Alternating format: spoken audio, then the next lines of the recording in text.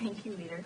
A poll released earlier this week found that 75% of Democrats support extending Trump's 2017 tax cuts.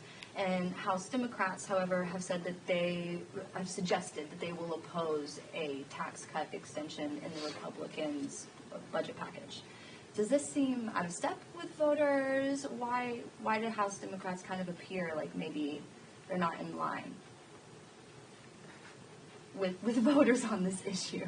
A little confused by that question. The overwhelming majority of Democratic voters and the overwhelming majority of Americans strongly oppose the devastating cuts to health care, the largest cut to Medicaid in American history. They want us to protect their health care. They want us to protect nutritional assistance for children, veterans, and families. And they don't want to provide massive tax breaks to MAGA billionaire donors like Elon Musk. Democrats in the House are very clear. We support making sure that the tax code is fair to everyday Americans, working class Americans and middle class Americans.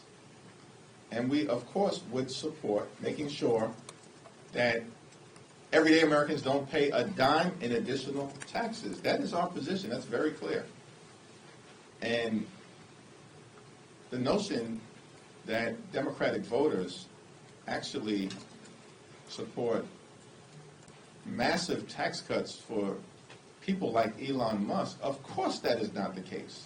So I'm unfamiliar with the poll that you're talking about, but very confident that we are in alignment in the positions that we are taking in opposition to this GOP tax scam, that the voters are with us.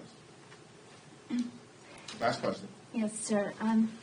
You just discussed all kinds of cuts, but what about eliminating funding for arts and the humanities? Is there anything that your caucus can do to oppose this?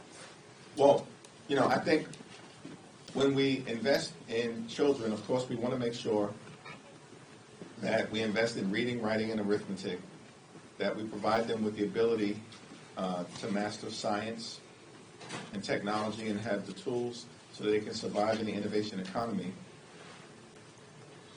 But part of a holistic education also involves exposure to art and culture and music.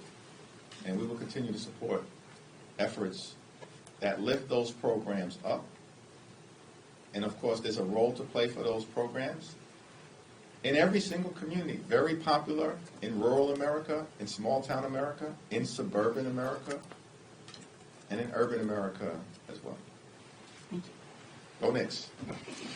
Nixon 4, Nixon 5.